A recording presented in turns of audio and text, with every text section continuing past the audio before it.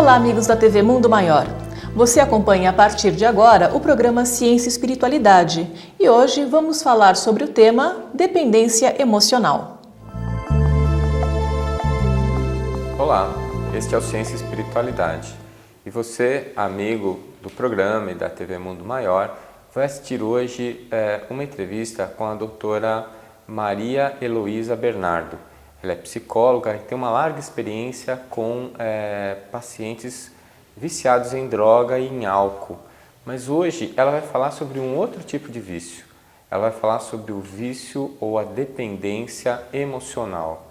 Dependência emocional é um assunto interessante. Muitos de nós não haviam pensado nessa possibilidade, mas ela existe e é um problema sério, porque pode trazer repercussões emocionais, pode trazer repercussões de doenças psiquiátricas, tanto na pessoa quanto no alvo da sua dependência, naquela pessoa que é o alvo do dependente emocional.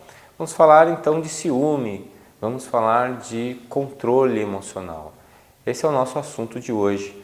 Vamos à entrevista com a psicóloga Maria Heloísa Bernardo. Para conversar sobre o tema dependência emocional, convidamos a psicóloga Maria Heloísa Bernardo. Ela é diretora técnica do Centro de Tratamento Bezerra de Menezes. Bom, Maria Heloísa, muito obrigada por estar aqui falando sobre esse tema super interessante, né? Mas você pode definir o que é essa dependência emocional? Bem, eu acho que assim, bem superficialmente, nós podemos definir dependência emocional como uma relação de escravidão, uma relação de dependência com pessoas ou coisas, né? Na verdade, uma relação de escravidão, onde a pessoa perde o controle sobre as suas emoções na medida em que estabelece um relacionamento com uma outra pessoa ou com coisas, com situações. Certo. Chega a ser uma disfunção?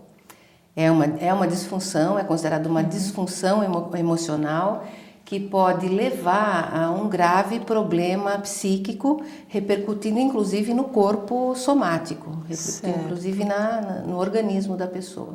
Bom, e como que a gente identifica essa dependência emocional, que pode ser com pessoas ou coisas, né? Como você comentou. Como que a gente pode identificar? São pessoas que sofrem, basicamente, sofrem de ansiedade, sofrem de angústia, muitas vezes crises de pânico, crises de depressão e uma alteração completa na estrutura espiritual da pessoa, na medida em que a pessoa abre as brechas, né? Dentro deste sofrimento, abre brechas e abre também situações emocionais descompensadas. A pessoa sente angústia, a pessoa pode sentir raiva, a pessoa pode sentir muito medo, mas basicamente a relação que ela estabelece com a outra pessoa é uma relação de controle excessivo, né? Onde ela tenta controlar a outra pessoa em todos os aspectos da vida do outro e, portanto, ela deixa de poder controlar exatamente o que ela tem controle, que é a sua própria vida. Né? Então, assim, bem superficialmente, eu acho que a gente pode definir mais ou menos assim. Certo. E porque assim, existem pessoas que controlam a vida das outras, mas de uma maneira saudável, né? Qual seria então esse limite, né? Como assim, não, realmente você passou do ponto. Como a gente identifica esse limite? Talvez a gente pudesse pensar, Giovana, numa equação, que é a seguinte: todos nós na nossa vida, na nossa encarnação, nós enfrentamos problemas, enfrentamos desafios, enfrentamos dificuldades. E existem formas saudáveis e formas não saudáveis para lidarmos com as dificuldades. Então, assim, em presença de dor, pode ser dor física, emocional, dor moral, dor espiritual, a pessoa tende a colocar um comportamento compulsivo. O resultado é prazer imediato e dor futura. Quer dizer, a somatória desta equação, ela resulta em dependência, que pode ser dependência com pessoas, dependência com situações, dependência com coisas. Então, assim, Suponhamos que determinada pessoa esteja experimentando uma dor, que pode ser uma dor emocional, por exemplo, uma solidão.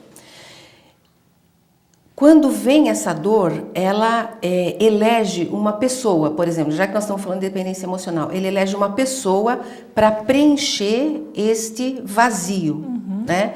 O resultado imediato disso é alívio. É alívio dessa dor que ela preencheu com uma pessoa.